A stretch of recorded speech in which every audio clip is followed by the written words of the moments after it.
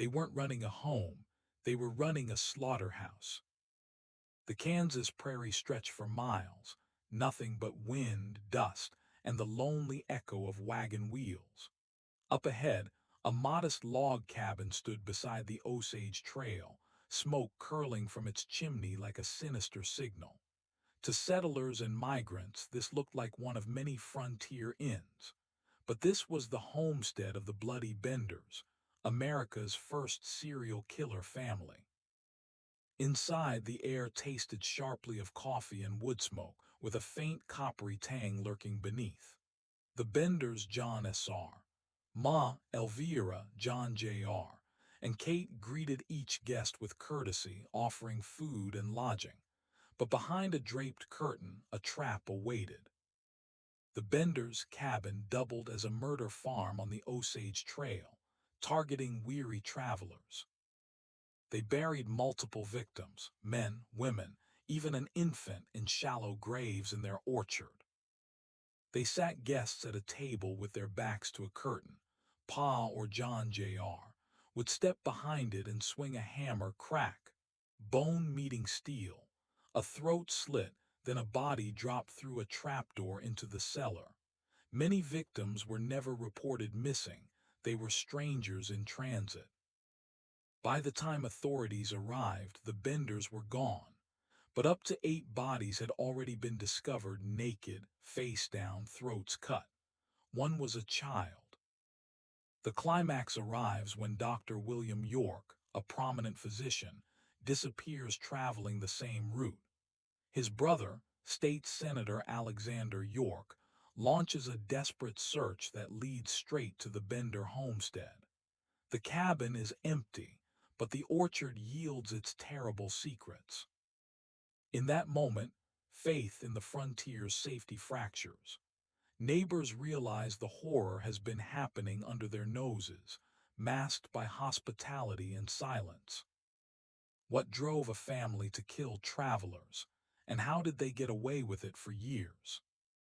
Dinner with a Killer Family. The legend of the Bloody Benders was born, a macabre story whispered along wagon trains, printed in newspapers and never forgotten. But what the public didn't yet know, one secret was still waiting. They vanished before justice even reached their cabin. The muddy trail beyond the cabin held the first real clue.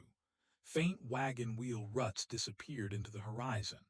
A search party arrived to find the Bender homestead abandoned, hearth cold, animals unfed, and the front door swinging open to dust.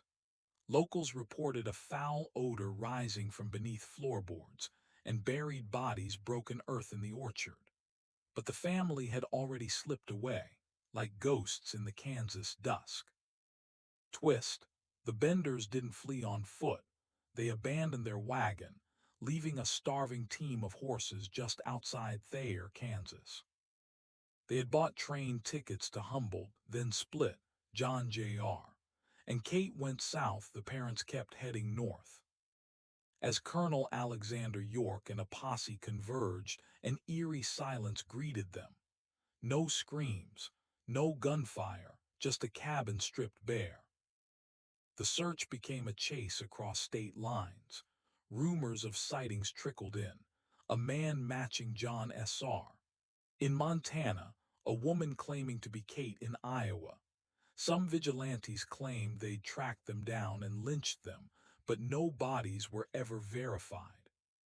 At the climax, a detective traced John Jr. and Kate to the Kansas-Texas border. John Jr.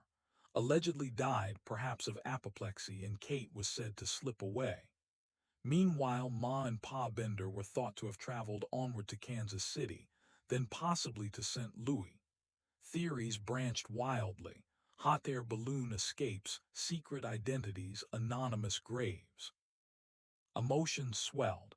The manhunt that was supposed to end in justice deepened the mystery. The frontier felt less safe. The legend grew. Where did America's first serial killer family disappear to? And why were they never caught? Tracks faded, mystery deepened. Today, Archaeologists and forensic teams dig at the site, hoping to uncover DNA clues to solve the final mystery of the Benders. But one secret was still waiting. The most wanted family in America had vanished into thin air, but the nation swore it could still see their shadows. After the discovery of the Benders' slaughterhouse cabin, Kansas erupted in fear. Rewards stacked higher each week, $2,000, $3,000, even $5,000, for information leading to their capture. Every dusty town claimed to have seen them. Every stranger on horseback was a suspect. Then came the false arrests. A mother and son in Nebraska were dragged from their wagon, accused of being Ma and Pa Bender. They barely escaped a lynch mob before proving their innocence. Meanwhile, the legend of Kate Bender grew darker. Some called her a witch, others a psychic temptress who could hypnotize victims. Sightings placed her everywhere: Texas, Colorado, even New York. But each lead collapsed into rumor, leaving behind only fear. The U.S. Marshals chased phantom reports across 7 states. Posters reading "Wanted dead or alive." The bloody Benders littered every saloon wall. But the frontier had swallowed them whole. One group of vigilantes swore they caught them in a remote cabin near the Indian Territory and claimed they executed them on the spot. But when authorities arrived, the graves were empty. No proof, just whispers. By 1889, 2 women were arrested in Michigan, accused of being Kate and Ma. A surviving Bender neighbor confirmed it. The world thought the nightmare was over. But after questioning, the governor ruled insufficient evidence. The women were released and disappeared forever. Even decades later, bounty hunters and historians still searched, driven by obsession rather than justice. Each believed they were one clue away from finding America's first family of serial killers. But every lead ended the same way: in dust, denial, and dead ends. Did they die running from the law, or did they live hidden among the innocent? Every town had a rumor, none had the truth. And yet, deep beneath the Kansas soil, the truth was still buried, waiting for someone to unearth it. For 150 years, Kansas soil kept its secret until the shovels hit bone. Decades passed. The prairie grew quiet, but legends have long roots. In 2025, students from the University of Kansas began digging near what locals claimed was the original Bender property. They expected pottery. What they found were bones, rusted blades, and a cellar that smelled of old blood. Each artifact pulled from the ground told fragments of the horror: a blood-stained hammerhead, a broken locket, fragments of wagon wheels. Archaeologists mapped the site, hoping to locate the trapdoor where travelers fell to their deaths. But after so many years, rain and time had blurred every line of truth. Some historians now believe the Bender cabin wasn't destroyed at all. It was moved, plank by plank, to another property by settlers unaware of its past. A cursed cabin hiding in plain sight. The Bender Museum in Cherryvale, Kansas, displays relics found near the site: knives, photographs, and a replica of Kate's supposed seance table. Tourists still come, whispering prayers before leaving. Even now, DNA testing continues on the exhumed remains to identify the lost travelers who vanished on the road to Osage Mission. Some believe the bones may reveal new victims, one's history never counted. Is the ground beneath Kansas finally ready to speak, or should its silence remain unbroken? Every shovel of dirt brought the nightmare back to life. As the dust settles, one truth remains unburied. The Benders didn't just kill their victims. They haunted a nation.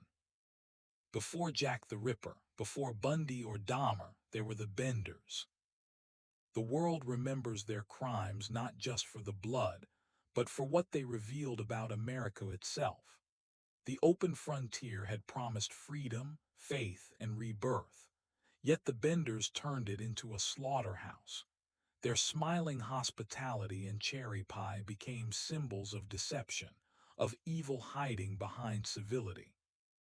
Even today, criminologists and psychologists study them as the first recorded family of serial killers in the United States, a case that reshaped how investigators and the public viewed trust.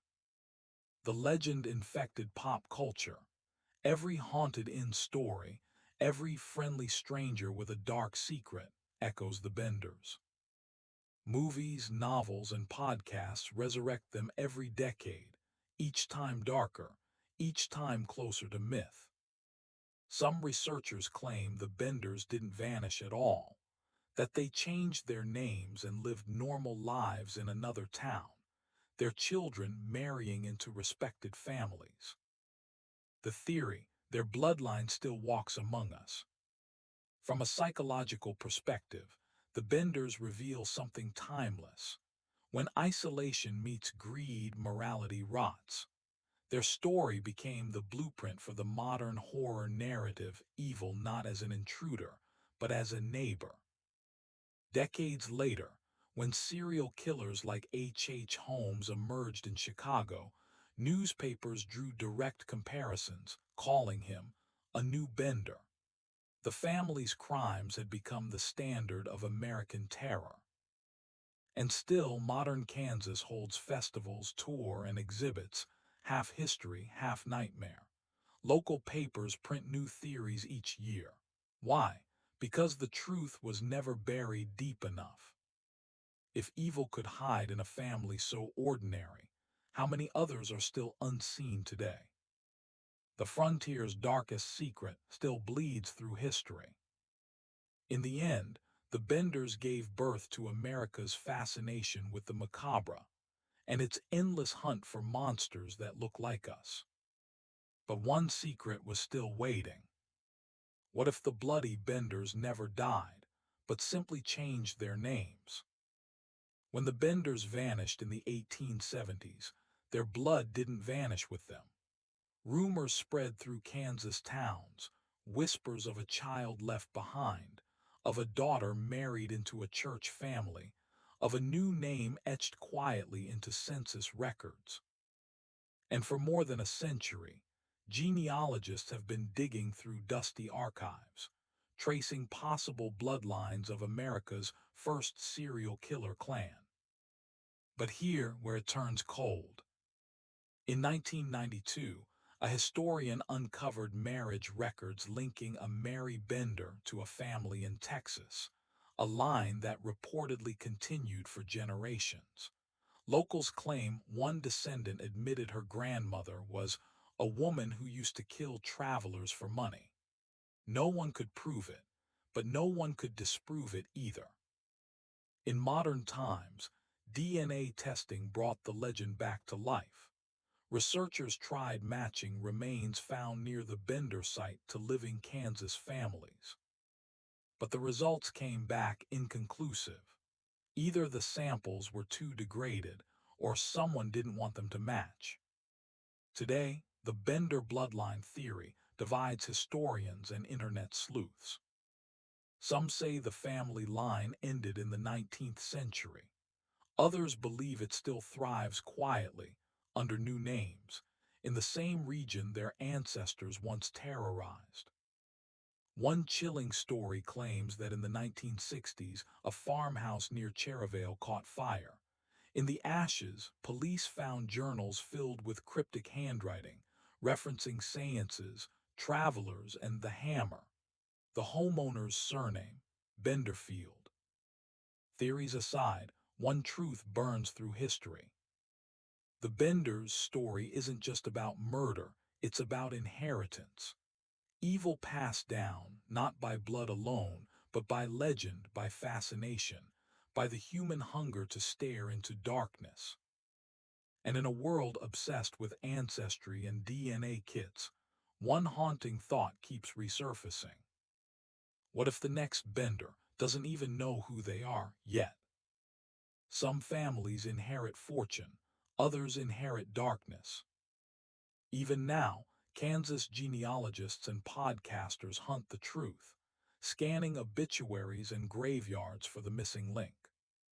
Because sometimes history doesn't end, it hides.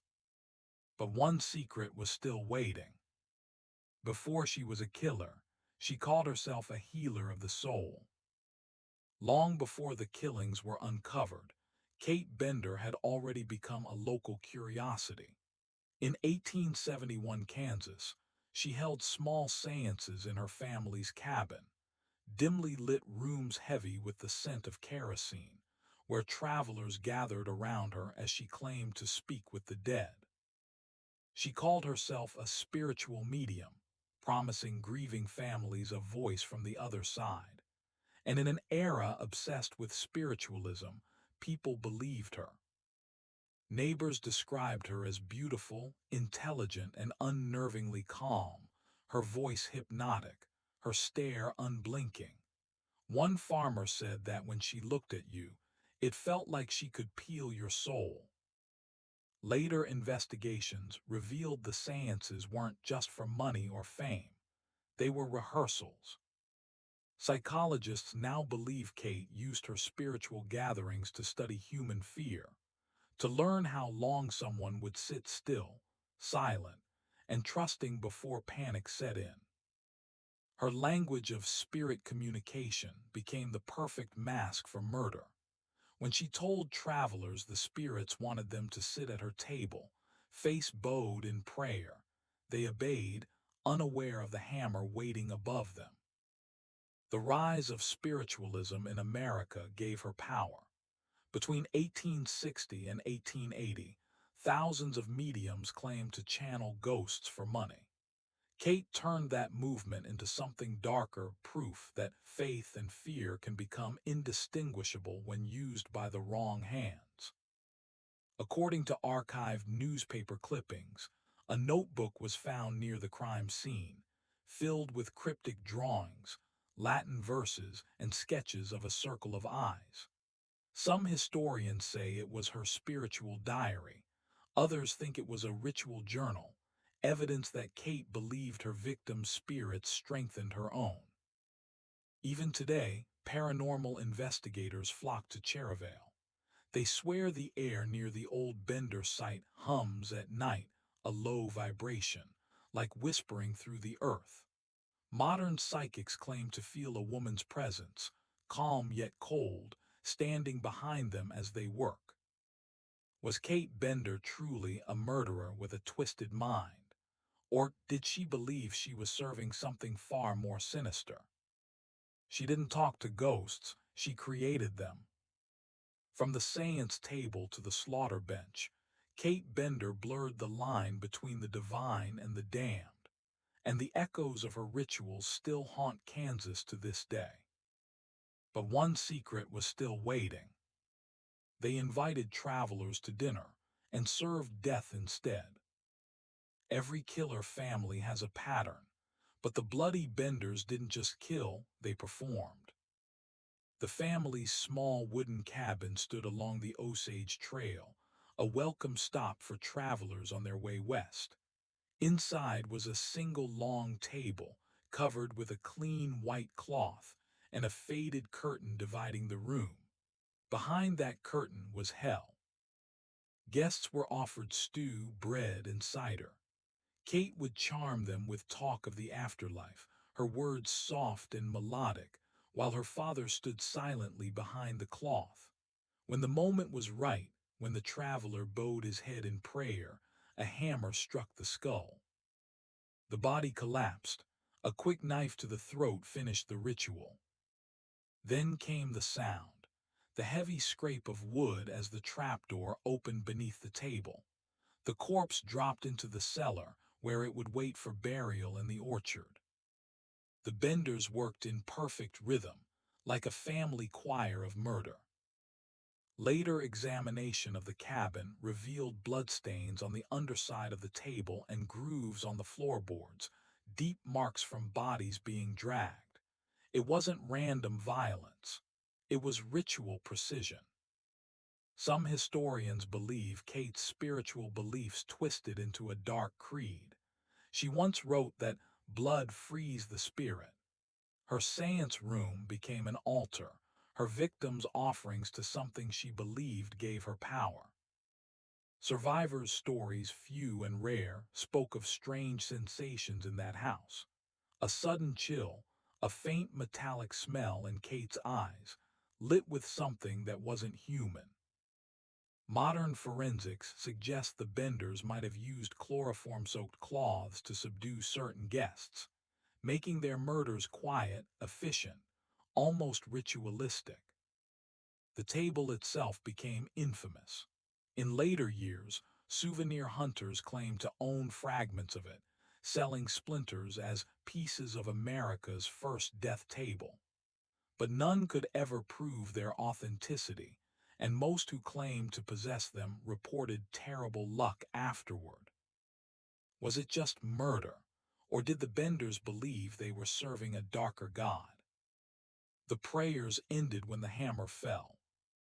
As night fell over the Kansas plains, the Bender cabin glowed faintly from its single oil lamp, a beacon for travelers who would never leave. And under that flickering light, one more scream was waiting to join the orchard. But one secret was still waiting. When they dug behind the cabin, they didn't find one body, they found a field of them. It was spring of 1873 when a team of volunteers, driven by a sickening smell and a sense of dread, began to dig behind the Bender property. The ground was soft, freshly disturbed, like it had been turned by careful hands. The first shovel hit something solid. It wasn't stone, it was bone. The man they uncovered was Dr. William York, the traveler who had gone missing months earlier.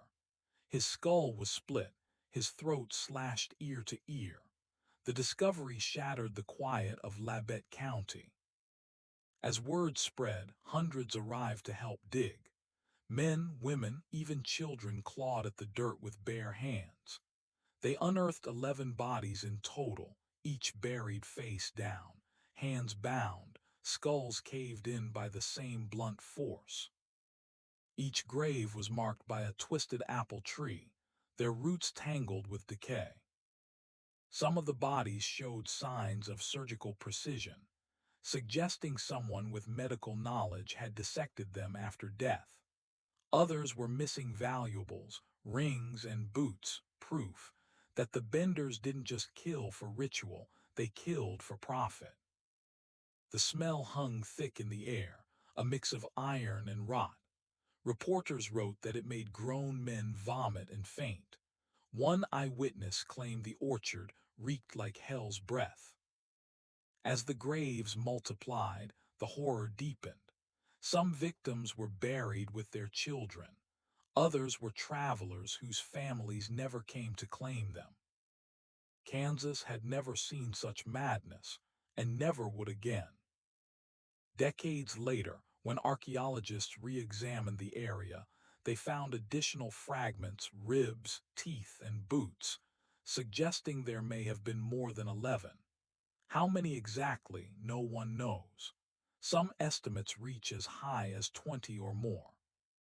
To this day, the Bender Orchard is said to be cursed. Locals refuse to build homes there. Farmers report tools breaking, cattle refusing to graze, and strange lights moving through the trees at night. Do the victims still linger beneath that soil? Or is the land itself now alive with what was buried there? The orchard drank their blood.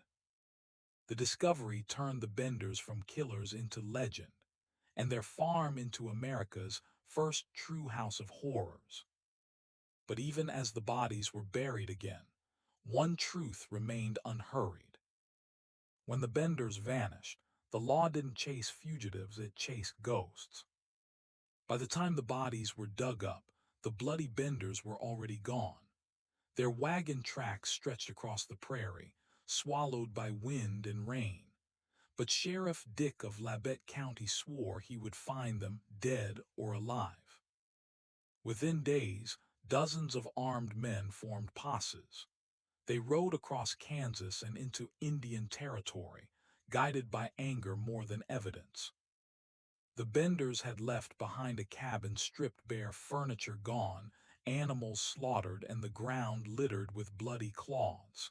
It wasn't just flight, it was erasure. They meant to disappear completely. One posse claimed they caught sight of a wagon matching the Benders' description near Thayer, Kansas. But when they approached, it turned out to be a family of missionaries. The mob nearly lynched them before realizing their mistake. Weeks passed. Posses scoured rivers, burned barns, interrogated settlers. Some returned with stories of shadowy figures seen at night, a woman's voice echoing from the woods, calling for help. Others found nothing but empty prairie and silence. In the absence of justice, vengeance took over. Vigilantes executed anyone rumored to have helped the Benders escape. Frontier law was blunt, brutal, and blind. A farmer confessed years later that one posse did catch them, or thought they did. He claimed they hanged 4 strangers near the Neosho River, then buried them in unmarked graves. But when officials later exhumed the bodies, the skulls didn't match. The Benders were still out there somewhere. As the official search dragged on, the sheriff's obsession grew. He stopped eating, stopped sleeping. His final entry in his journal read, "I can feel them watching me at night. I think they never left." And perhaps he was right. Locals say strange figures were often seen near the ruins of the Bender farm. Flickering lanterns moving through the fog, voices whispering prayers that ended in screams. Were the Benders truly gone, or did Kansas simply become their graveyard? Justice rode into the dark and never came back.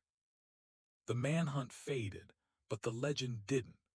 Every lawman who rode those trails afterward swore they could still feel eyes in the night, the same eyes that once lured travelers to dinner.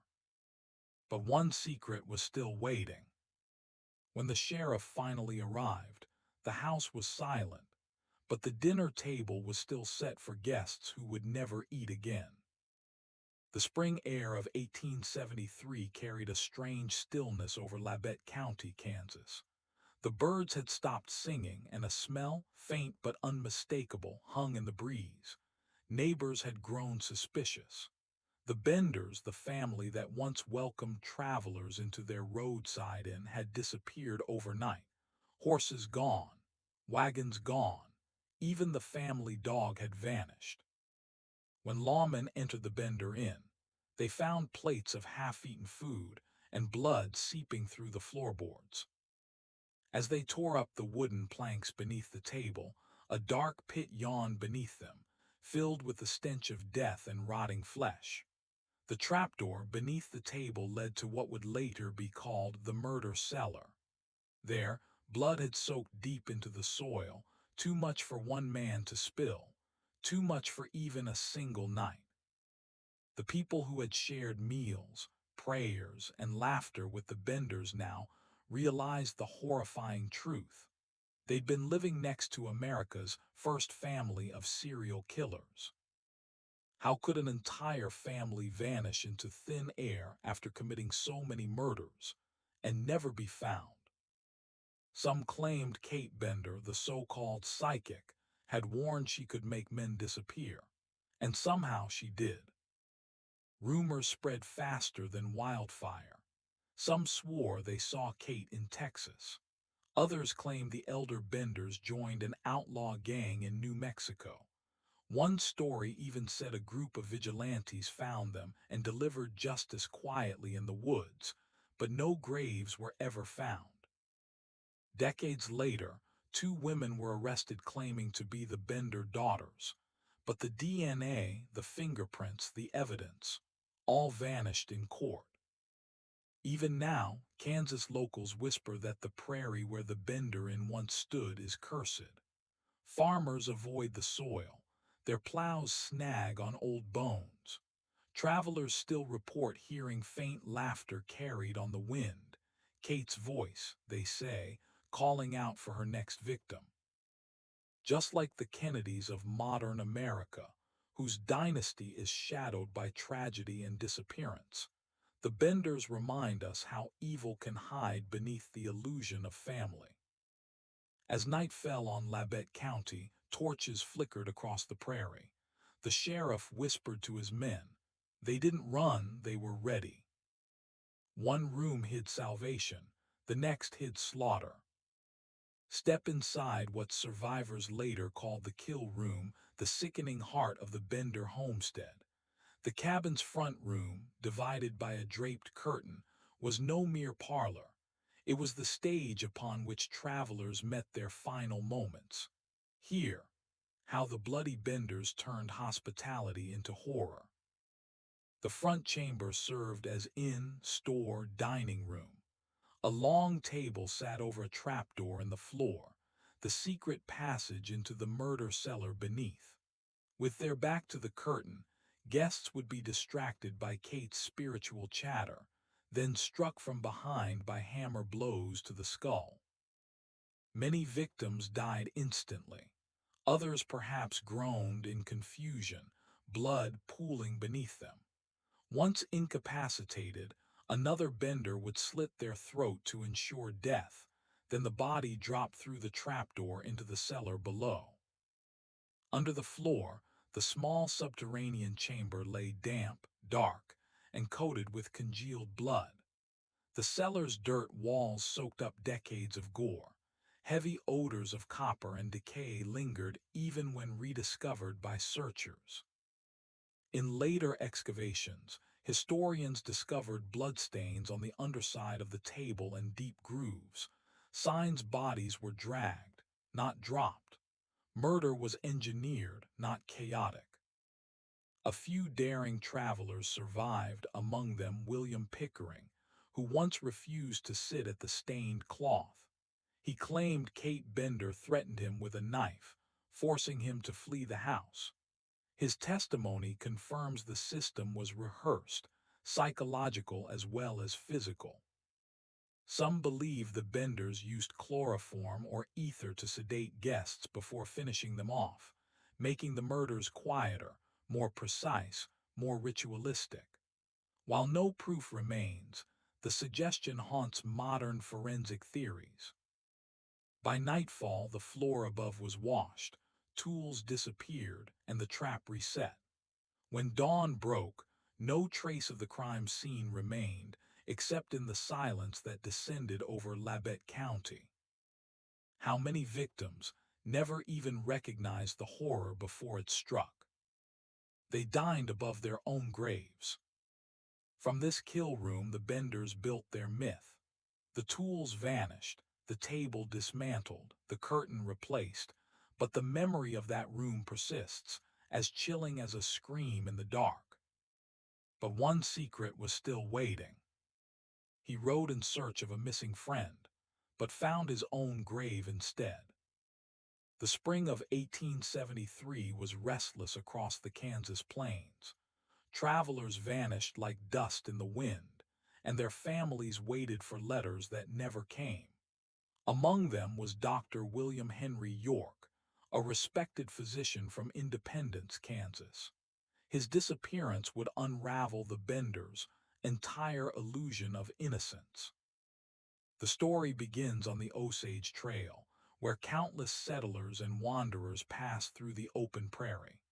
The Bender Inn, sitting quietly along the route, seemed a safe refuge, a place of warm stew and polite smiles. But beneath those smiles lurked calculation. Dr. York wasn't just any traveler. He was the brother of a powerful Kansas senator. When his horse returned without him, suspicions ignited. Locals began connecting names: Launcher, McCrotty, Brown, all travelers who vanished after visiting the Benders. The pattern was too perfect. Among the debris found later were letters and personal belongings, torn, bloodstained, hidden behind the Benders' house walls. One letter, written but never sent, read, "I stay tonight with the Benders. They seem kind enough. The woman speaks of spirits." That was the last anyone ever heard from him. Investigators found victims buried in neat rows, each skull crushed the same way, right where guests would have sat at the Bender dinner table. The discovery wasn't just a crime scene, it was a graveyard of the innocent. Men seeking fortune, families seeking home, even children on the trail westward, all lured by a promise of rest. How many travelers rode through that door thinking they'd found safety, not knowing it was their execution ground? Every unearthed body told the same story: trust betrayed, their pockets stripped, their throats cut, their lives erased by a family smiling in their faces. The victims' letters, once filled with hope and plans for tomorrow, became haunting epitaphs. Historians say those letters helped build the myth of the Bloody Benders, proof that evil doesn't always hide in shadows. Sometimes it serves you dinner. Modern forensics suggest the Benders may have murdered over 20 people, double what the records claim. Their legacy would echo through generations, just like today's unsolved disappearances and roadside horrors that haunt American highways. From the Benders Trail to the Zodiac and beyond, one truth remains: predators evolve, but their hunger never dies. He stopped for dinner and never left. The graves told part of the story, but what about the killers themselves? But one secret was still waiting. She promised to heal lost souls, but she only collected them. She was beautiful, eloquent, and terrifyingly persuasive. Kate Bender, the youngest member of America's first serial killer family, called herself a spiritualist, a healer who could speak with the dead. But behind her soft voice and serene eyes hid the cold precision of a predator. Born around 1848, Kate's charm wasn't an act. She used it like a scalpel, cutting through the defenses of lonely travelers and grieving men. While her mother served soup and her father poured whiskey, Kate offered something far more intoxicating: hope. Her seances weren't about spirits, they were psychological traps. She told men she could speak to their dead wives, that love and money could reconnect them beyond the grave. Then, once trust was secured, she'd guide them to meditate in a chair by the curtain, the same chair under which the trapdoor waited. In that final moment her smile never broke, the hammer fell, the room went silent. Witnesses later described her as a serpent in human form. She was seen attending town picnics, quoting scripture, even comforting grieving mothers. The contradiction was chilling: kindness one minute, cruelty the next. The locals called her the Angel of Death. Was Kate a victim of her father's control, or the true mastermind behind it all? Some historians argue that Kate orchestrated every kill, using her intelligence to plan each trap. Others say she was a woman born into madness, molded by violence, trapped between fear and fascination. Yet her writings, found later among burned pages, reveal chilling confidence. Men are easily led by the promise of peace. I give them peace. Modern psychologists call her one of America's first high-functioning female psychopaths. She showed no remorse, no empathy, and her victims' pain seemed to amuse her.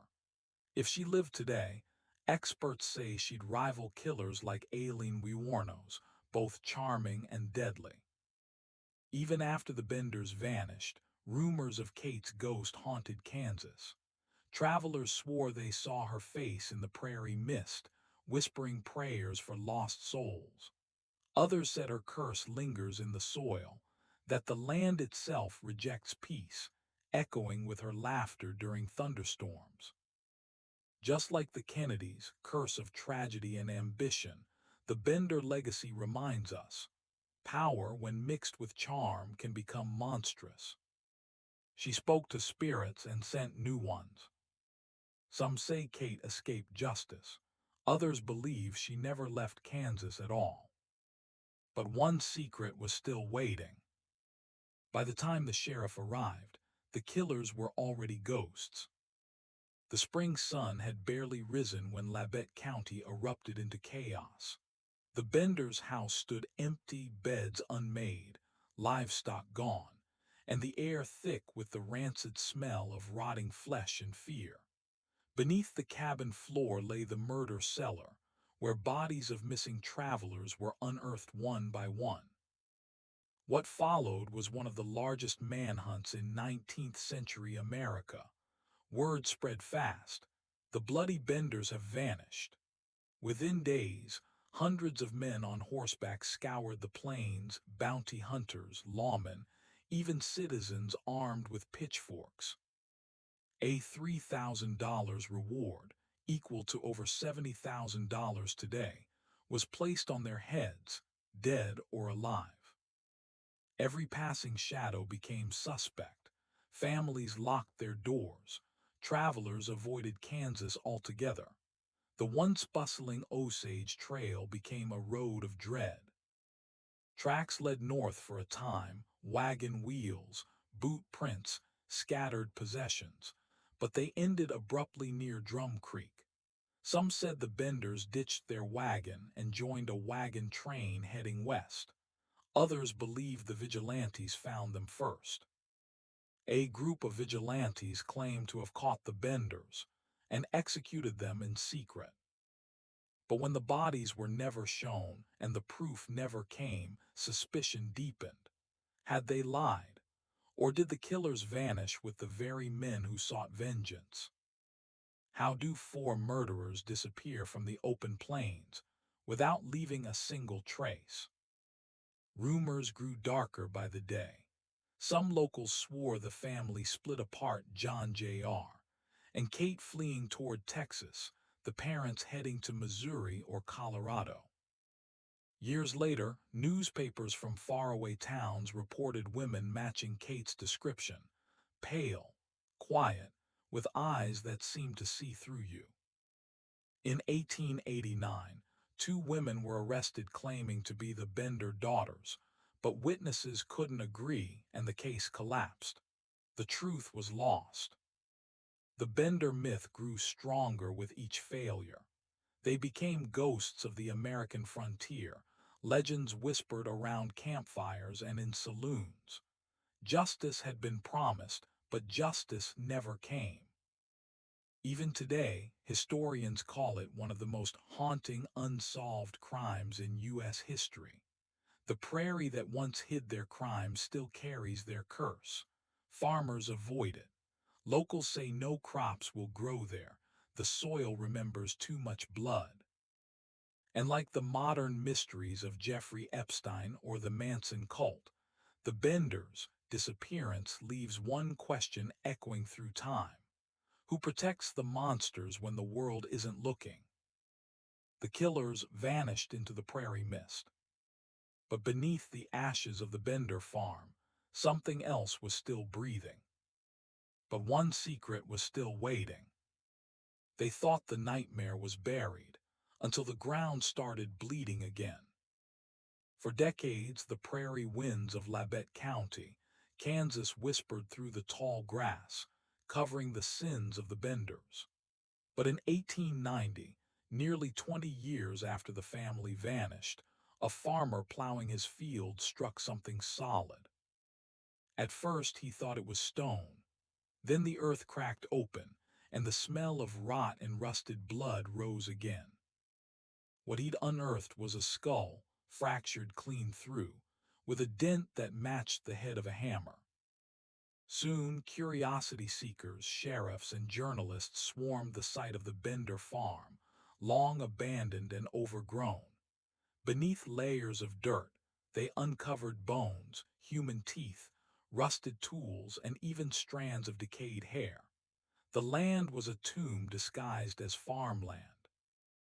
Historians realized the original graves found in 1873 were only part of the killing ground. There were more bodies buried beyond the apple orchard. The soil was dry, but when disturbed, it released the foul scent of damp decay, as if the prairie itself was exhaling decades of silence.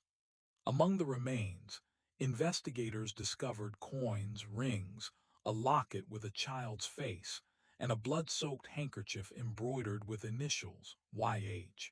Some believed it belonged to Dr. York, the man whose death exposed the family's crimes. Modern forensic teams revisiting the site in the 20th century discovered more remains using ground-penetrating radar, suggesting at least 21 victims, not 11. If the Benders were gone, who buried the bodies that kept appearing decades later? Many locals whispered of a curse. Farmers who tried to till that land complained of broken tools, dead livestock, and sleepless nights filled with phantom screams. Even historians who handled the recovered relics described unease, as though the soil itself rejected peace. One archaeologist reported hearing faint tapping sounds beneath the ground, rhythmic, deliberate, like someone knocking from below. He quit the dig the next morning and never returned. The Bender farm soon became a site of fascination, visited by ghost hunters, historians, and true crime fans. Yet, every excavation led to more questions than answers. The bones never matched records. The graves never aligned. Like the Kennedys, family tragedies that seem cursed to repeat, the Bender land reminds America that evil doesn't just die, it roots itself. You can't bury a curse. And then, beneath the last layer of earth, they found something the sheriff refused to report publicly. When the smoke cleared and the sun dipped below the Kentucky hills, the world would never forget what happened next. The last chapter of the Sut-Taylor feud wasn't written in peace. It was written in gunpowder and blood. It all began with a single gunshot echoing through the dusty streets of Indianola. It was 1876, and the feud had already taken more than 30 lives. But on this day, the Taylors wanted revenge that would shake the very foundations of Texas law. Jim Taylor, fueled by rage and the ghosts of his fallen kin, rallied what remained of his men. Their mission: to hunt down the Sutton faction once and for all, no negotiations, no mercy. Across town, the Suttons were ready. Led by William Sutton himself, they fortified their hideout, knowing the Taylors wouldn't stop until someone's blood hit the dirt. Witnesses said you could feel the tension in the air like a storm waiting to explode. Mothers pulled their children inside. Shopkeepers locked their doors. Even the sheriff refused to intervene because by then, the feud had grown bigger than the law. Then came the final night. A moonless silence blanketed the countryside when a group of riders appeared on the horizon, dark silhouettes, moving fast. The Taylors had come. What followed was one of the most chaotic firefights in Texas history. Bullets ripped through walls. Horses screamed. Flames consumed the small settlement as both sides exchanged relentless gunfire. When the dust settled, William Sutton lay dead, riddled with bullets near his burning wagon. Jim Taylor disappeared into the shadows, never to be seen again. Some say he fled to Mexico. Others believe he was hunted down by bounty men. But one thing was certain: the feud had finally consumed itself. In the aftermath, the town was a graveyard of vengeance. Families torn apart. Children orphaned. The Sutton-Taylor feud ended not with victory, but with exhaustion, proof that hatred only feeds itself until there's nothing left to destroy. Historians now call it the bloodiest feud in Texas history. A war that began over cattle theft and honor turned into a generational nightmare. And even today, the old ranchers of DeWitt County whisper one lesson passed down through time. Revenge doesn't end feuds, it buries families. But perhaps the real horror isn't the number of lives lost. It's that both families believed they were right until the very end. When the smoke cleared over DeWitt County, Texas, the land that once echoed with gunfire fell silent, but the blood of the Sutton-Taylor feud stained its soil forever. The feud had begun as a local dispute, yet it evolved into the longest and bloodiest family war in Texas history. But the real question people still search for today is, how did it end? By 1876, both families had been shattered. William Sutton lay dead. Bill Taylor and his allies had either fled, been killed, or gone into hiding. The Texas Rangers, led by Captain Leander H. McNelly, finally stepped in to stop the cycle of revenge that had consumed an entire generation. McNelly's Rangers didn't just enforce the law, they hunted down the chaos. Their arrival marked the slow death of the feud, but not without one final wave of blood. Many search for who won the Sutton-Taylor feud, but the truth is no one did. The cost was too high. More than 35 men had died, families were torn apart, ranches burned, innocents lost. The feud left behind a lesson that history still whispers. In the war of pride and revenge, everyone loses. Psychologists today would call it collective vengeance, where hatred becomes a tradition passed down like an heirloom. The Suttons and Taylors no longer fought for justice. They fought for memory, ego, and identity. And that's the danger of human nature. Once violence becomes purpose, it consumes all reason. Modern historians still debate what truly caused the feud. Was it lawlessness in post-Civil War Texas? Was it personal revenge disguised as justice? Or was it simply a reflection of a broken society trying to rebuild after chaos? Each answer brings a piece of the puzzle, but the complete truth remains buried, just like many of the feud's victims. Today, DeWitt County stands calm, but travelers who visit still feel the weight of its history. The old ranch lands where the gunfights once raged are now quiet fields. Yet, some locals say on moonless nights, if you listen closely, you can still hear the distant echo of hoofbeats and the ghosts of those who refuse to forgive. The Sutton-Taylor feud didn't just change Texas. It shaped how Americans understood justice, revenge, and the cost of lawlessness. It stands as a haunting reminder. When pride becomes a weapon, even time cannot heal the wounds it leaves behind. When you strip away the gun, smoke, and blood, the Sutton-Taylor feud becomes more than just history, it becomes a mirror of human nature. People today still search what caused the Sutton-Taylor feud, and what can we learn from it? Because deep down we recognize those same shadows in our modern world. Pride, revenge, the thirst to be right even when it destroys everything we love. In the late 1800s, men settled scores with bullets. Today we do it with words, reputation, and power. But the principle remains the same: ego demands payment, and peace rarely survives its hunger. What began between two families in rural Texas became a parable about what happens when anger replaces understanding, and vengeance replaces law. The Suttons and Taylors both believed they were justified. Each saw the other as evil, but Stoicism teaches us, he who enjures you conquers you. And both families fell to that truth. Every gunshot fired was a man surrendering his soul to rage. Every life taken was another victory for chaos over reason. So many still wonder who ended the Sutton-Taylor feud. But the real ending didn't come when the shooting stopped. It came when silence finally taught what pride refused to learn, that revenge never restores honor, it only multiplies pain.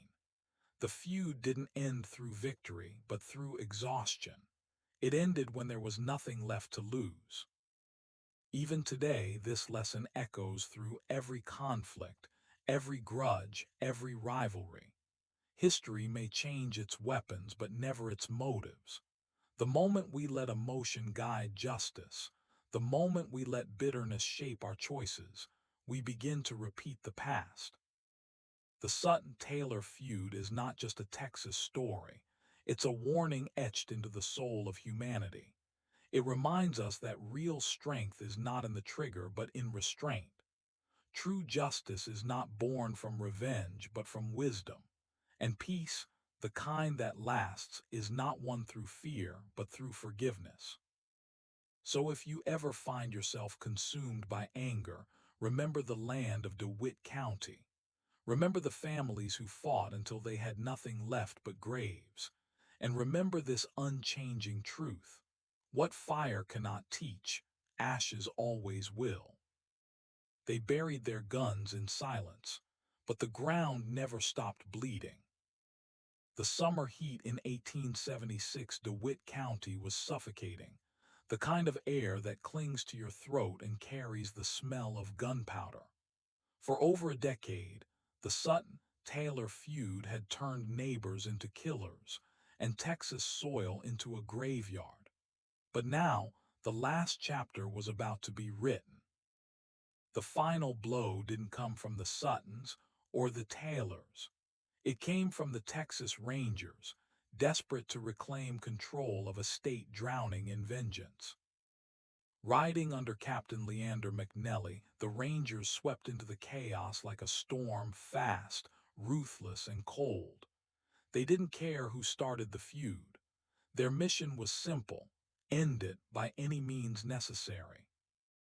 Gunfire tore through the Texas dusk. The Taylors scattered into the mesquite thickets, hunted like ghosts.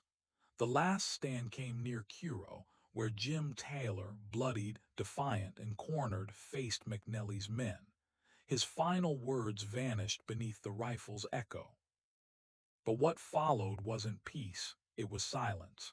A silence so heavy that even the crickets stopped singing. Families locked their doors. Mothers refused to speak their sons' names. The feud didn't end with victory, it ended with exhaustion.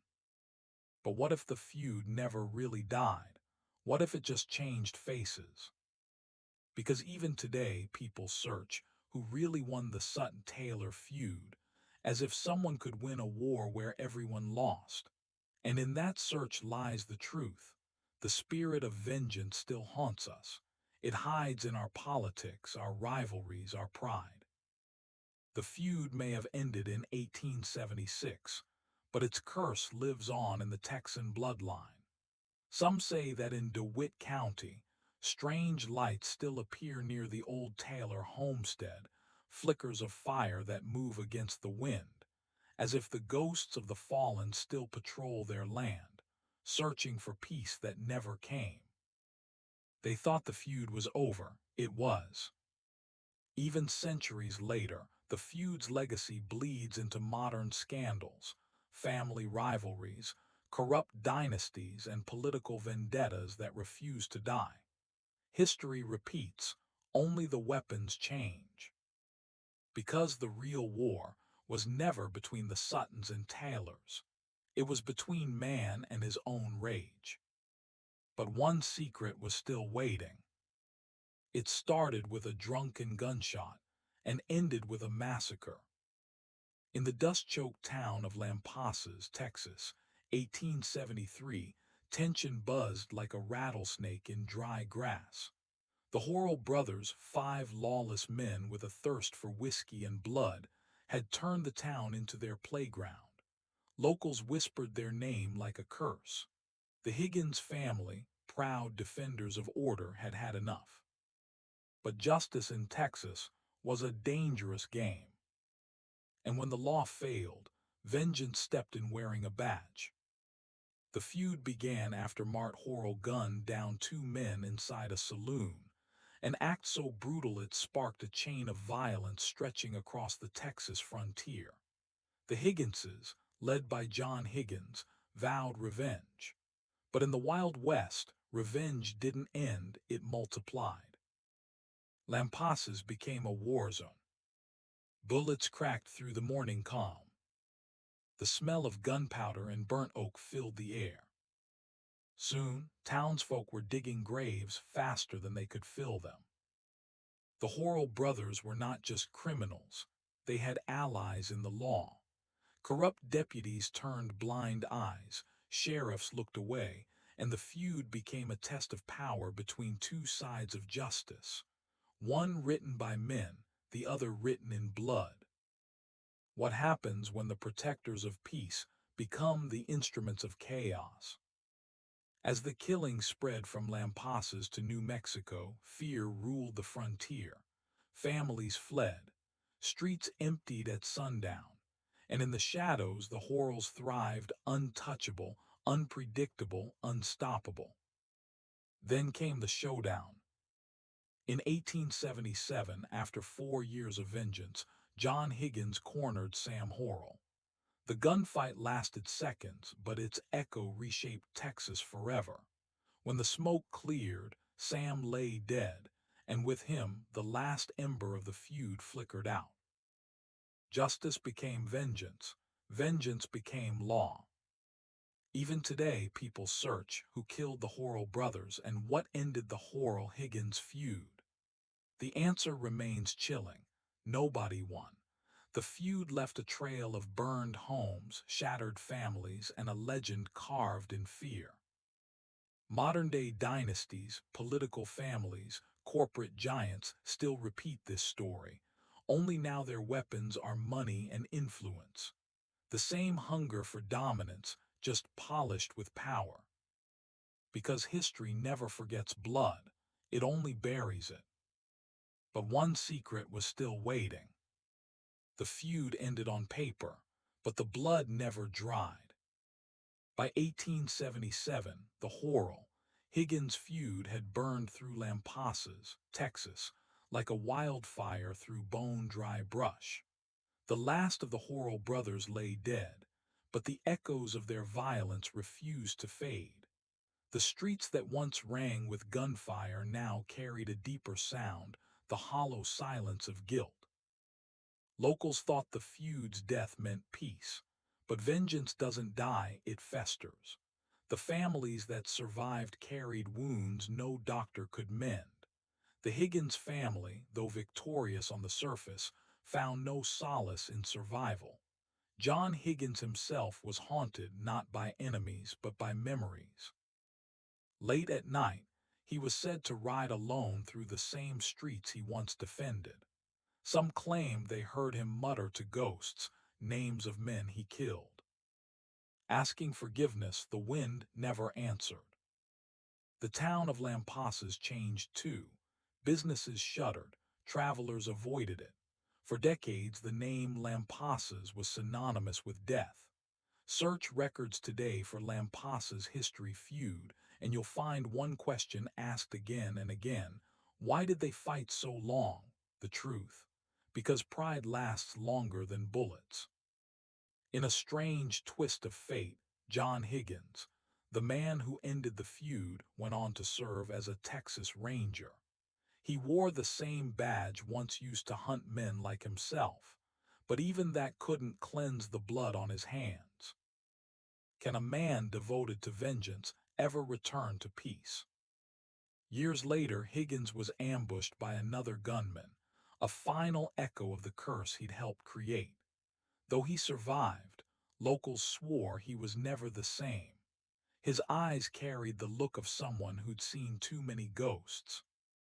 Some nights in the ruins outside old Lampasas, travelers claim to see shadowy figures, 5 men walking under the moonlight, whispering, "We were the Horrells." Others say the air turns cold even in July, and a faint voice can be heard saying, "It's not over." The feud died, but the ghost stayed. Modern parallels aren't hard to find: family feuds turned political wars, corporate rivalries bleeding into headlines, power battles disguised as justice. Just like the Horrells and Higginses, we keep fighting the same wars, only now the guns are cleaner. History moved on from Lampasas, but the land never did, because in Texas some stories are carved so deep, even time can't erase them. But one secret was still waiting. The war was over, but Texas never got the message. The year was 1866 and the Civil War had officially ended. But in the shadowed backroads of northeast Texas, a darker war was just beginning. The Confederacy had fallen, yet for men like Bob Lee, surrender wasn't an option. And for others like Martin Peacock, Union victory meant justice at last.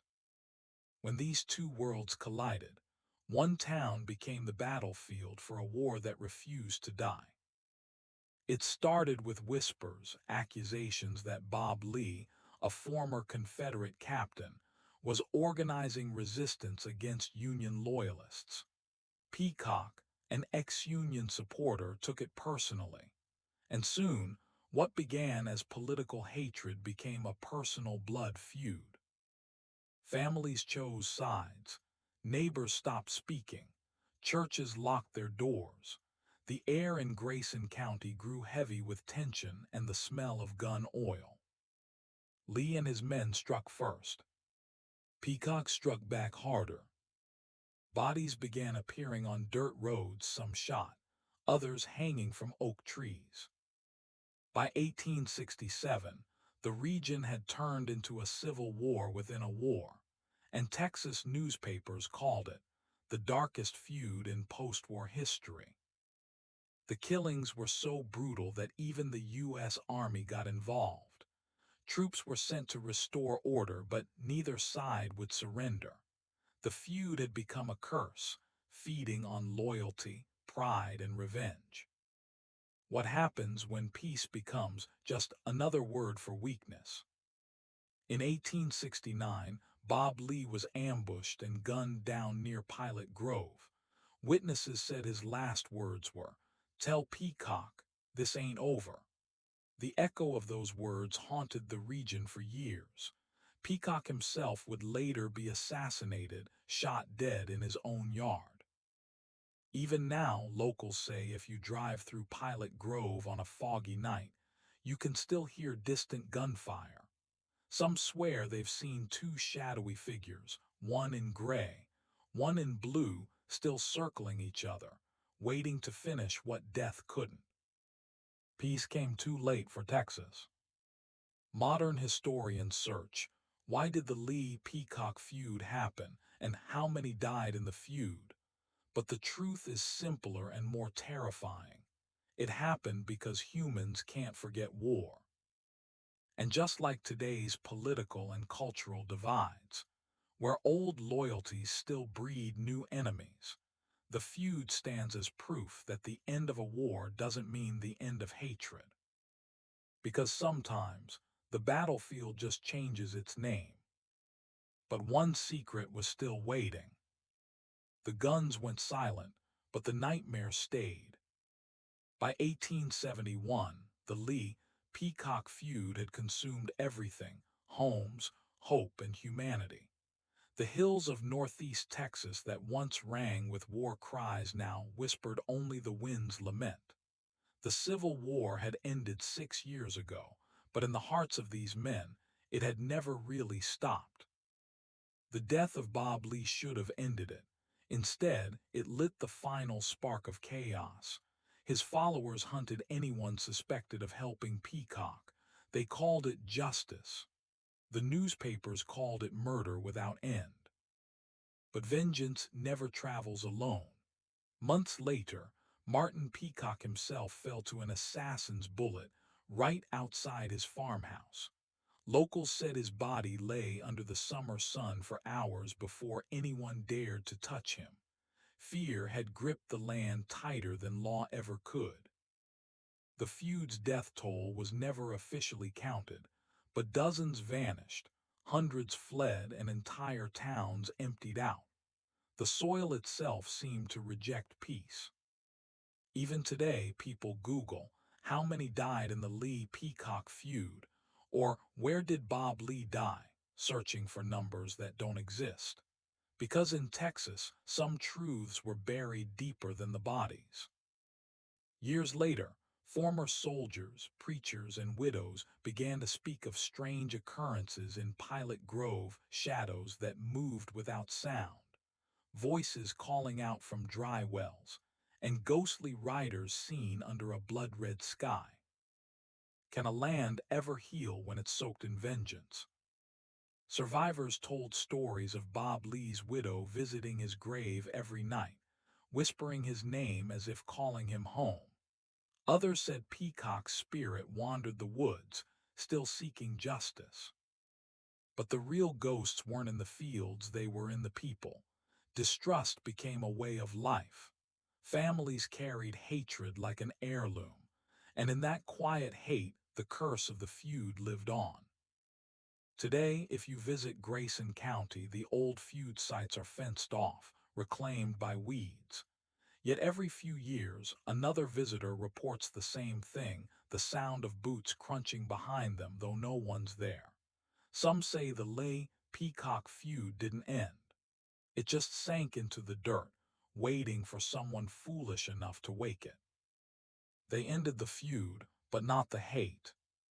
Even modern Texas echoes it: rival sheriffs, political feuds, bitter land disputes.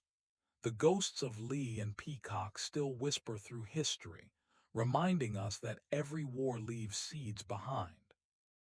And when they bloom in blood. When the gruesome truth of the Bender family finally came to light in 1873, Kansas was thrown into chaos.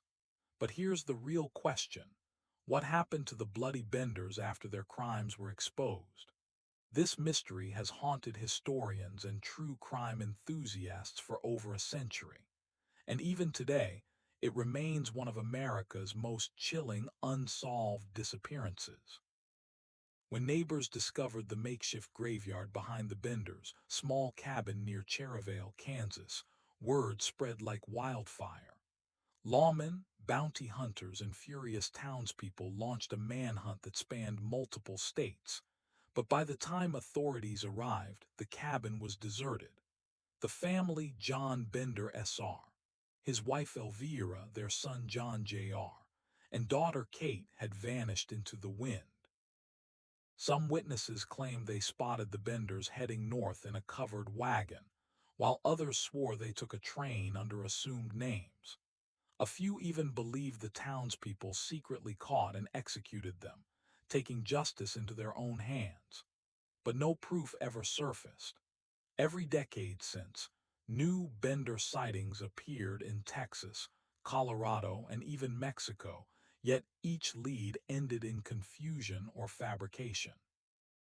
The Kansas government once issued a massive bounty for their capture, but even with the reward, no one ever claimed it. Some historians argue that the Benders split up, that Kate, the supposed psychic and seductress, escaped under a new identity, perhaps continuing her deceit elsewhere. Others insist they were hunted down and killed by a vengeful mob that never reported the act. The real tragedy lies in the lack of closure.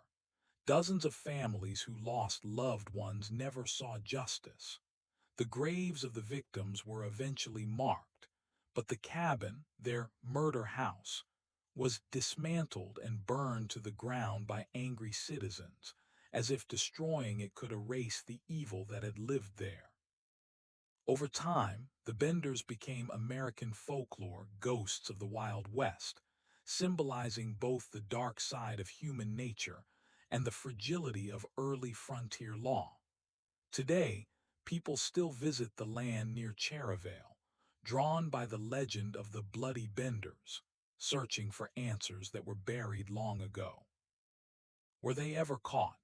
Did they live under new names, or were they punished in secret? No one knows. But one thing is certain, the Bloody Benders didn't just vanish from Kansas. They disappeared into history itself, leaving behind one of the most haunting mysteries the American frontier has ever known. The mystery of the Bloody Benders doesn't just haunt the pages of Old West history. It also fascinates modern psychologists and criminologists who study how an entire family could become a team of serial killers. Today, experts look back on the Benders not just as outlaws, but as one of the earliest documented cases of family-based psychopathy in America. Let's dive into the question modern audiences are searching for. What kind of minds could commit such cold, coordinated killings? According to psychological theories, the Benders displayed a rare form of shared delusional disorder, known today as folia, where madness spreads within a family unit. Elvira, the matriarch, is believed to have been the true ringleader, a woman described as violent, controlling, and prone to fits of rage. Her daughter, Kate, the so-called psychic, likely possessed high manipulative intelligence, using charm and spirituality as weapons to disarm travelers. Together, they formed a deadly mother-daughter dynamic, blending superstition with bloodlust.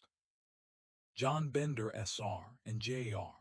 played their roles differently. The elder Bender was seen as reclusive and menacing, the silent enforcer who struck when Kate lured victims to the guest chair, positioned perfectly over a hidden trapdoor. John Jr., meanwhile, appeared unstable and simple-minded, yet still complicit. Modern criminologists describe his behavior as that of a dependent psychopath, a follower who needs dominance and approval to act. But the Benders' psychology wasn't just about individual evil. It was also shaped by isolation and frontier lawlessness. The 1870s Kansas plains were brutal, no neighbors close by, no central authority, and no consistent communication with the outside world. In such isolation, moral decay could flourish unseen. Survival, paranoia, and greed mixed into something monstrous. Some forensic psychologists suggest that the Benders experienced moral desensitization. Killing became routine, a part of their business. The buried bodies behind their inn weren't trophies. They were simply inventory. This chilling detachment mirrors the cold rationality seen in later serial killers like H. Holmes and the Gonzalez sisters of Mexico. Another modern theory is economic desperation. The Benders targeted travelers for money, weapons, and supplies. In that sense, they represented the darker side of the American dream, the idea that some will kill to get ahead when society offers them nothing else. Even in today's world of forensics and psychological profiling, the Bloody Benders still puzzle experts. Their crimes predate criminal psychology itself, yet their behavior foreshadowed everything we now associate with serial killers: manipulation, method, ritual, and complete emotional detachment. And perhaps that's what makes them truly terrifying.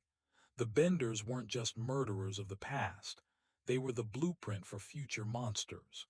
They proved that evil doesn't always wear the face of madness. Sometimes it smiles, offers you dinner, and waits for you to sit down. 150 years later, the Bloody Benders still haunt the American imagination, even though their crimes ended in the 1870s. The story of the Bloody Benders refuses to die. From podcasts to Netflix documentaries, Americans are still obsessed with this killer family. But why does this frontier horror continue to echo through our culture? Why can't we look away from the world's first killer family? The answer lies in something deeper than gore or mystery. It's the psychological mirror they hold up to us. The Benders lived behind a mask of normalcy, offering hospitality to travelers, serving warm meals and pretending to be a family of faith. That illusion, the perfect, peaceful frontier family, shattered when the truth came out. And today, in an era obsessed with image and social media perfection, their story feels eerily familiar. Their legend has been rewritten by Hollywood, but never solved by history. Modern pop culture has turned the Benders into myth. Countless books, films, and ghost hunting shows have claimed to reveal the truth, but each one adds a new layer of fiction. Even supernatural and American Horror Story borrowed elements of their story: the innocent travelers, the cursed house, the family that hides a slaughterhouse beneath its floor. But no version has ever answered the biggest mystery: what truly happened to them after their escape? Some say they vanished to Texas. Others swear the Pinkertons caught them and buried the secret. And a few whisper that descendants still walk among us, their blood carrying the curse of the prairie murders. Even modern Kansas towns profit from their ghosts. Today, museums across Kansas sell Bender Inn, souvenirs, ghost tour, and macabre retellings. Local legends claim their spirits still roam Labette County, Kate Bender's laughter echoing through the fields at dusk. This commercial afterlife has turned horror into heritage. But there's also a cultural hunger behind it, a need to understand how ordinary people become monsters. True crime has become the new folklore of the digital age. Podcasts like Serial Killers, YouTube documentaries, and even TikTok storytellers continue to dissect the Benders' psyche, chasing answers that vanished into the prairie wind. And here, where the modern parallel strikes hardest, the Benders' duality mirrors our own age of hidden darkness. Just like the Benders used charm and civility to mask murder, today's world hides cruelty behind curated smiles and filtered lives. The difference: their trapdoor was made of wood, ours glows from a screen. The bloody Benders became more than a story, they became a symbol. A warning that evil isn't always a shadow in the woods. Sometimes it's sitting right across the table, pouring you tea. Evil once had a family name, but one secret was still waiting: the truth about how close the law really got to catching them. The Benders vanished into the wind, and the hunt that followed was pure madness. When word spread in 1873 that the Benders' cabin was a slaughterhouse of death, Kansas erupted in fury. The discovery of 11 decomposing bodies buried in the orchard lit a fire of vengeance across the plains. Every man who had ever passed through Labette County armed himself, swearing to hunt the killers who had fooled them all. The Benders were gone, their cabin stripped bare, the wagon tracks leading north fading into the prairie grass. But justice wasn't far behind. The posse didn't just hunt the Benders, they hunted the myth of their own fear. Dozens of vigilante groups formed overnight. Newspapers across the country printed wild claims that the family had fled to Texas, that they'd been spotted in Missouri, or that Kate Bender had disguised herself as a nun. Rewards poured in from governors and sheriffs alike, promising gold for the Benders' heads. But this wasn't just a manhunt, it was an obsession. People wanted blood, even if it wasn't the right one. Innocent travelers, drifters, and foreign settlers were captured, beaten, and in some cases, lynched, mistaken for the murderous clan. In the chaos, one thing became clear: the Benders had planned their escape long before their crimes were uncovered. Their horses and wagon were loaded with supplies, the trapdoor cleaned, the cabin left hauntingly silent. It wasn't panic, it was precision. Did they have help, or was this the perfect murder getaway? Modern historians now suspect the Benders had allies, perhaps locals who traded with them or feared exposing them. Some theories suggest corrupt officials delayed the investigation, giving the killers time to flee. Others claim the Benders split up, Kate and her mother heading east, while the men crossed into Indian territory. The law claimed victory, but it was built on lies. By 1889, two women were captured in Michigan, accused of being the elder and younger Bender. For months, they were interrogated and the public demanded hanging. But when survivors of Labette County were called to identify them, the evidence crumbled. The women were released. The real Benders had become ghosts.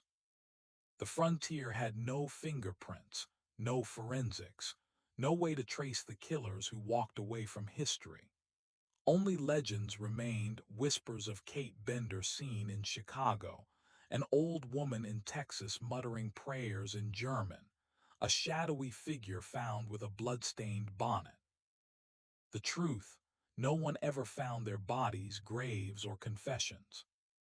They escaped justice, not just in life but in memory. They didn't disappear, they dissolved into history. But one secret was still waiting, the strange afterlife of their cursed land, where the ground itself refused to forget. They buried their victims beneath the earth, but the earth never forgot. When the bloody Benders vanished, their cabin rotted into ruin, but the land where they spilled blood refused to rest. Locals claimed strange lights flickered over the abandoned farm, and travelers swore they heard shovels striking dirt long after midnight. What was once a quiet Kansas prairie had become something else, a place cursed by human evil. Can a place inherit the sins of its owners? The Bender homestead lay silent for decades, but stories of haunting began almost immediately. Farmers who tried to plow the soil said their horses froze and refused to move. Children saw a woman in a blood-soaked apron wandering near the orchard. At night, an icy wind blew through the open cellar door, the same one where the Benders hid their victims before dragging them to shallow graves. The land was never resold because no one wanted it. Even after the house was torn down, locals avoided the property like a graveyard. No one built homes nearby. No crops grew right. Rain always seemed to skip over it. The area was eventually swallowed by the prairie, leaving only uneven earth and the faint outlines of the orchard where 11 bodies once lay. Some say the soil is hungry, cursed by the blood that soaked into it. Modern ghost hunters who have visited the site describe whispers on recorders, cold spots in the air, and strange distortions in photographs. Others dismiss it as superstition, but the unease is undeniable. In the 20th century, true crime historians tried to locate the exact spot of the farm. Some claimed they found the old well. Others dug up the surrounding fields, searching for remains. But nothing definitive ever turned up, as if the land itself was protecting its secret. Even the descendants of nearby settlers believe the land is alive. In interviews, older locals described how their grandparents refused to walk near the property, saying the ground would whisper your name if you stayed too long. And when storms pass through Labette County, lightning still strikes the same patch of earth where the Benders once buried their guests. Modern psychologists interpret these hauntings differently, not as ghosts, but as collective guilt. A community haunted not by spirits, but by what they allowed to happen. The Bender farm became a mirror, reflecting how silence and fear can turn ordinary people into accomplices. The site still exists today, unmarked and forgotten. No official memorial stands, no museum preserves it. Just a stretch of Kansas grassland that hums with uneasy quiet, especially when the wind shifts through the trees. The ground still remembers their screams.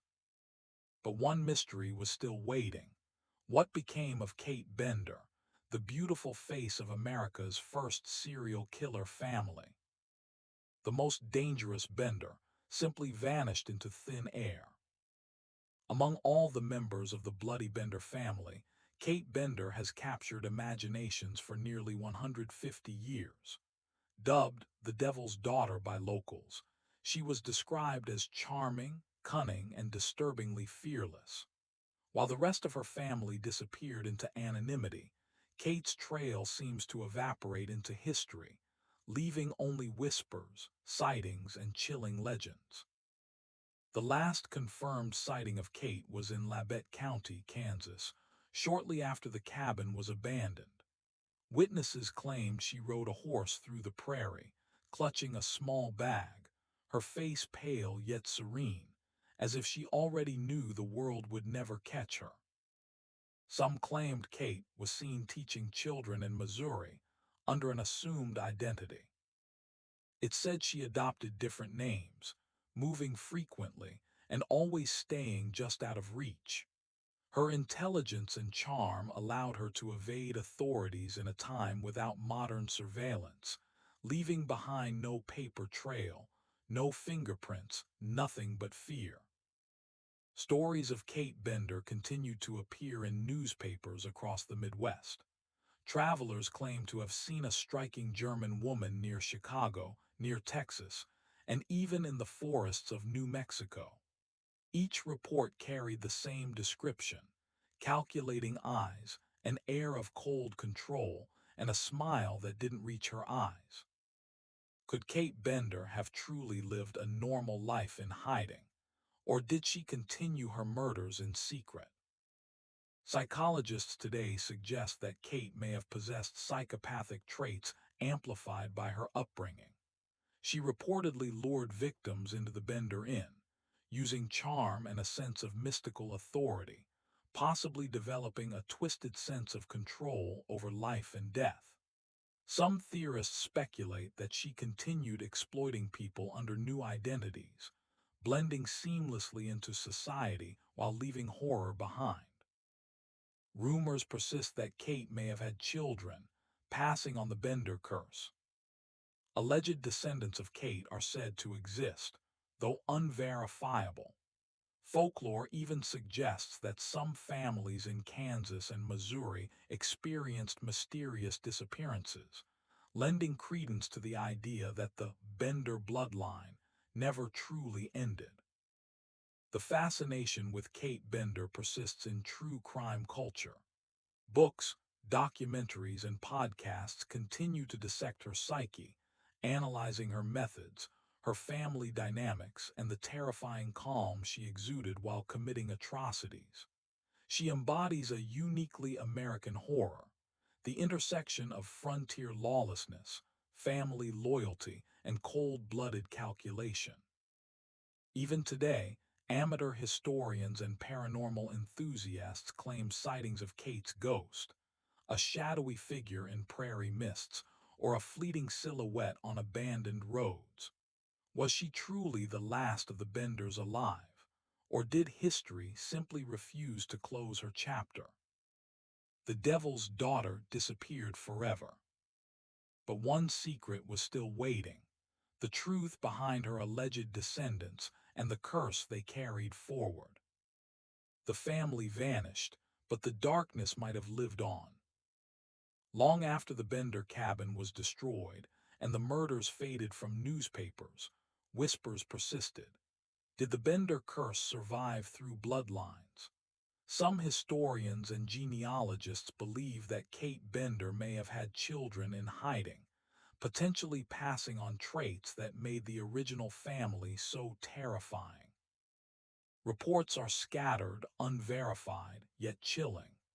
Families in Missouri and Kansas reported mysterious disappearances and unexplained deaths in the decades after the Benders vanished.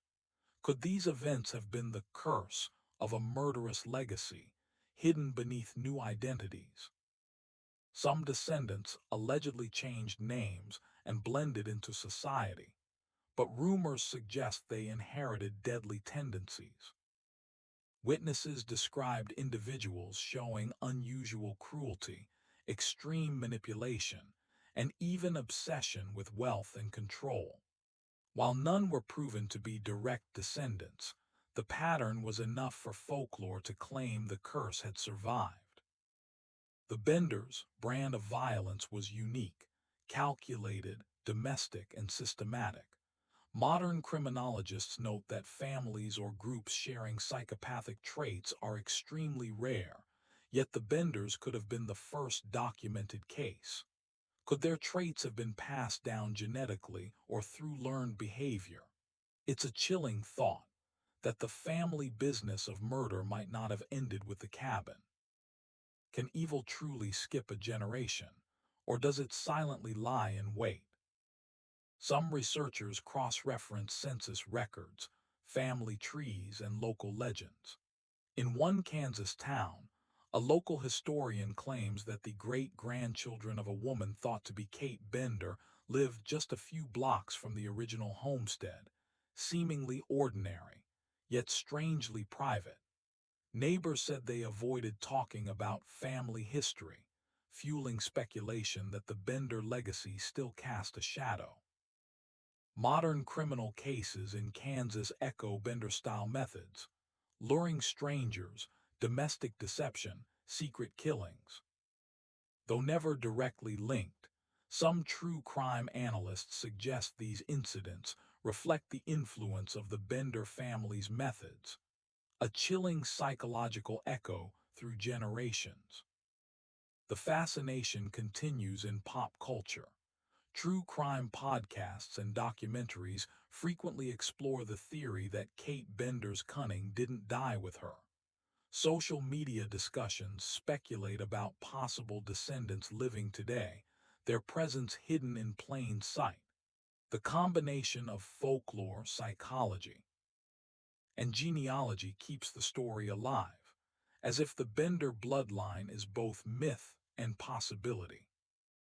Whether the curse exists genetically, psychologically, or simply in legend, one truth remains: the Bloody Bender's story is never complete. Somewhere, hidden in time, the next chapter waits to be uncovered or repeated.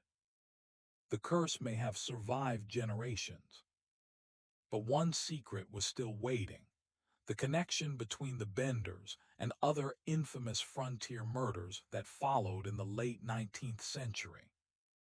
The Bloody Benders didn't just vanish, they planted a blueprint for murder.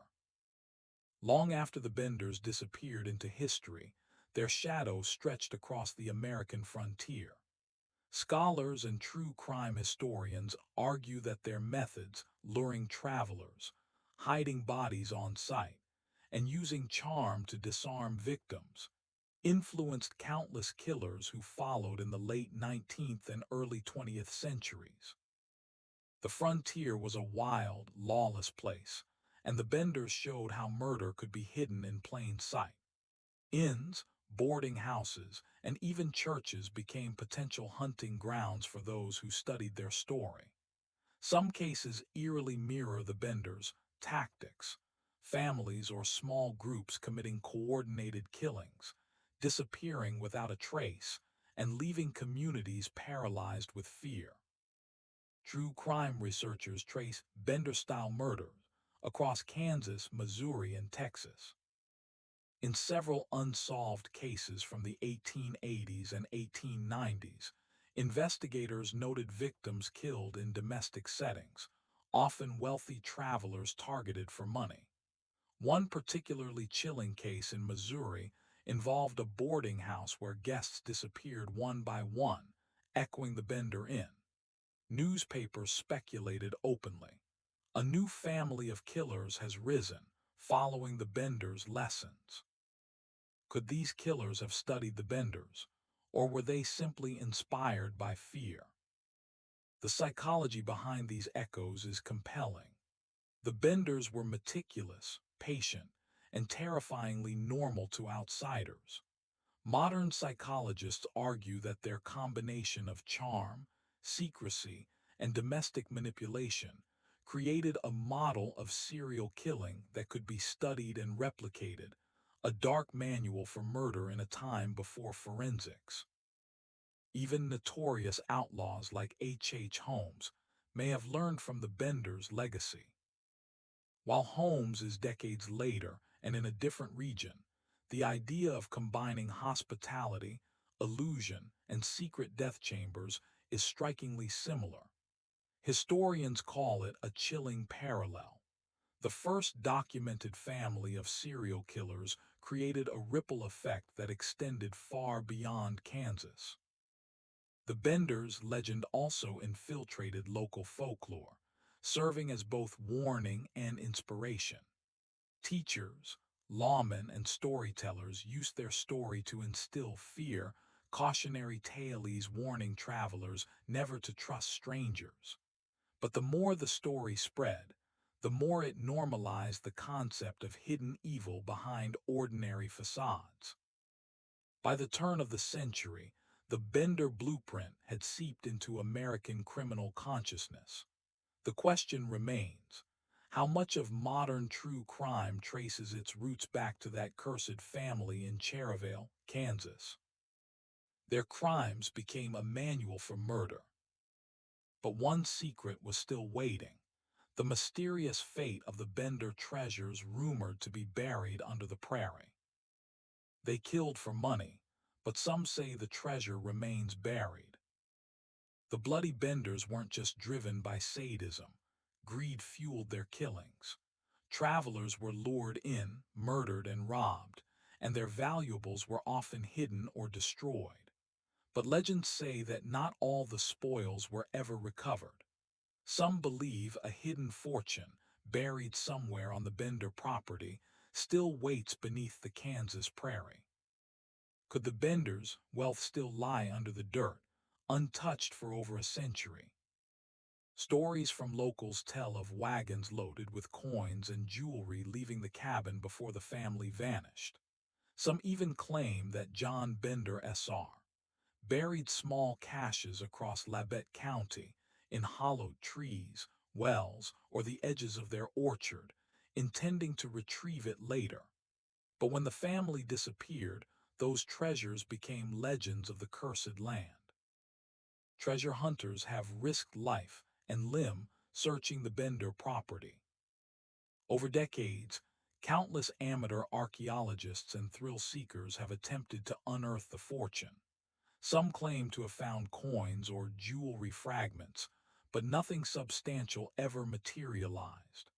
Mysterious accidents, collapses of old wells, and even sudden illnesses have been reported by those digging, fueling the idea that the Bender treasure is protected by a curse. Beyond physical wealth, some theorists argue that the Benders' psychological treasure was even more valuable, the fear they planted in the region. Their legend brought notoriety that persists today, influencing books, documentaries, and ghost tour. In a way, their infamy is a fortune that grows over time. Some claim the treasure was never material, it was symbolic. The Benders' fortune might have been the power and control they wielded over life and death. Every visitor who disappeared added to their legacy, each body a piece of a wealth that money could never buy. This darker interpretation makes the legend even more haunting, that the real treasure is the terror they inspired, still alive in local memory. Today, treasure hunters still scour Labette County, metal detectors in hand, hoping to stumble on coins or jewelry. Ghost hunters claim that strange sounds, cold spots, and shadowy figures guide or warn them away. The mystery of the fortune is part of the Benders' enduring mythos, combining greed, horror, and the unknown. Whether the treasure is real, cursed, or just a story told to scare the living, one thing is certain. The prairie never forgets. Somewhere beneath the soil, the secrets of the bloody Benders lie waiting for the next curious soul. But one secret was still waiting, the final fates of the remaining Bender family members, if they truly escaped justice. America's first serial killer family vanished, and nobody knows where. After the Benders' crimes were exposed in 1873, the family disappeared without a trace. Despite massive manhunts, eyewitness reports, and newspaper coverage across several states, their ultimate fate remains one of the most enduring mysteries in American history. Stories abound of sightings in Texas, Missouri, and even Mexico. Some claim Kate Bender assumed a new identity as a schoolteacher, while John S.R. and J.R. reportedly fled westward, blending into small frontier towns. One strange account from 1875 described a German-looking family living quietly in a Kansas settlement. Neighbors said they were reclusive, never socializing, and left town suddenly after rumors surfaced. Could this have been the Benders in hiding? Some historians believe they split up to avoid capture. This theory suggests the family intentionally scattered, each member starting a new life under assumed names. It would explain the sporadic sightings and conflicting reports over decades. Kate might have lived under a new identity, perhaps even bearing children, while her father and brother kept moving, hiding in plain sight. The uncertainty fueled legends, making the Benders almost mythical. Ghost stories, newspaper hoaxes, and folk tales all contributed to their notoriety. Each supposed sighting added layers of fear and fascination. Towns whispered about the haunted travelers who had survived encounters with the infamous family. Could they have truly escaped, or were they captured and silenced in secret? Some theories suggest vigilante justice may have caught up to them. Others argue that sympathetic locals or even corrupt officials helped them evade capture. Modern criminologists also speculate that the Benders could have lived quiet, unremarkable lives, while the legend of their crimes grew far beyond their reach. The Benders' disappearance inspired decades of copycat killers. The concept of a family working together to lure, kill, and disappear became a blueprint for others. In some ways, their escape ensured the legend lived on, feeding both fear and fascination across generations. Today, the land where the Benders once lived remains quiet but haunted. Ghost tour and true crime enthusiasts still visit Labette County, hoping for a glimpse of the family's spirits or a clue to their final resting place. The lack of closure makes the story eternally compelling, a perfect mix of history, horror, and mystery. No bones, no confessions, no arrest, just an unresolved trail stretching from the Kansas prairie to the unknown. The ultimate question remains: did the Benders truly vanish, or is someone somewhere still hiding their dark legacy? They disappeared, and history never caught them. But one secret was still waiting: the shocking link between the Benders and other infamous serial killer families that emerged later in America. They killed in silence, yet their story screams across history. The Bloody Benders did more than terrorize Kansas. They created a blueprint for American true crime obsession. Their story set the standard for media coverage, folklore, and psychological fascination with serial killers, decades before modern criminology even existed. Newspapers sensationalized their murders, turning every detail into a story that spread nationwide, captivating readers hungry for horror and intrigue. Modern true crime culture owes a debt to the Benders. Podcasts, documentaries, and YouTube channels dissect their methods, motives, and mysterious disappearance. Fans debate every detail: the exact number of victims, the secret treasures, and whether Kate Bender truly had descendants. Their story shows how ordinary people can commit extraordinary evil, a theme that resonates in today's crime-focused media. The Benders influence not just stories, but the way we study killers. Psychologists and criminologists use them as one of the earliest examples of family-based psychopathy, teaching students how social dynamics, isolation, and greed can converge to create a household of murderers. Their crimes predate the FBI, DNA testing, and criminal profiling, yet they remain a case study in human behavior and moral collapse. True crime authors often draw parallels between the Benders and modern killers, from H. Holmes to the infamous Zodiac cases. The fascination isn't just with the killings themselves, but with how cunning, charm, and normalcy can hide monstrous intent. It's a theme that has captivated America's imagination, making their legend timeless. Could the fascination with the Benders reveal our own hidden curiosity about evil? Even the paranormal community has embraced their story. Ghost Tour in Labette County, haunted house documentaries, and online forums explore the idea that the land itself remembers the Benders' crimes. From horror novels to TikTok clips, their legend has been adapted, amplified, and immortalized, showing the power of storytelling in cementing a family's dark legacy. The Benders' influence stretches into modern pop culture and media tropes. The archetype of the charming killer family appears in movies, series, and literature, inspired directly by the Benders' chilling methods. Their combination of normalcy and horror has become a template for narratives exploring domestic evil and hidden terror.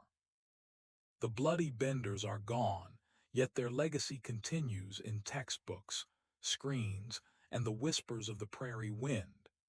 Each retelling keeps the horror alive, reminding us that some evils leave footprints long after the culprits vanish.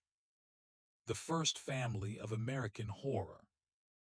But one secret was still waiting, the final dark truth connecting the Benders to America's hidden frontier murders, a legacy that might never be fully revealed. After 150 years, the bloody Benders still refuse to reveal their secrets.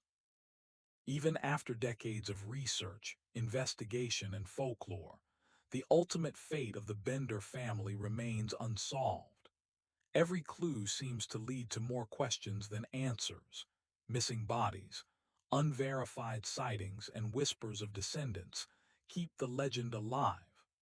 But beneath the mystery lies a deeper truth about human nature and the dark allure of unsolved crimes. Historians and true crime experts continue to debate the timeline of the family's escape. Did Kate Bender live quietly under an alias, raising children far from the Kansas prairie? Did John S.R. and J.R. die in obscurity, leaving no trace of their passage? Or did some members survive long enough to influence future generations of criminals? Every theory has gaps, fueling fascination and paranoia. Some modern investigators claim the Benders were part of a wider network of frontier killers. Reports suggest that their methods, hospitality masking death, secret hiding places, and exploiting travelers' trust, were copied by other families and individuals in the late 19th century. The Benders may not have acted alone in spirit. They could have inspired others, intentionally or not, spreading their chilling tactics across the Midwest. For locals, the legend never faded. Ghost tour, abandoned cabin sites, and whispered stories of sightings keep the memory alive. Psychologists argue that the Bender fascination taps into a fundamental human obsession. We fear what we can't understand, and we are drawn to those who break the rules of society in terrifying ways. Could the final members of the Bender family still exist, or did the prairie finally swallow them whole? Some tantalizing clues hint at answers. A faded photograph in a Missouri archive, a diary fragment referencing a mysterious German woman, and local oral histories describing untraceable visitors to small towns. Each piece teases a truth just out of reach, blending history and legend into a tapestry of terror and intrigue. The Bender's story proves that evil can be ordinary and invisible. They were not monstrous in appearance, nor were they caught by law enforcement. They were cunning, charming, and perfectly human, which is what makes their story so haunting.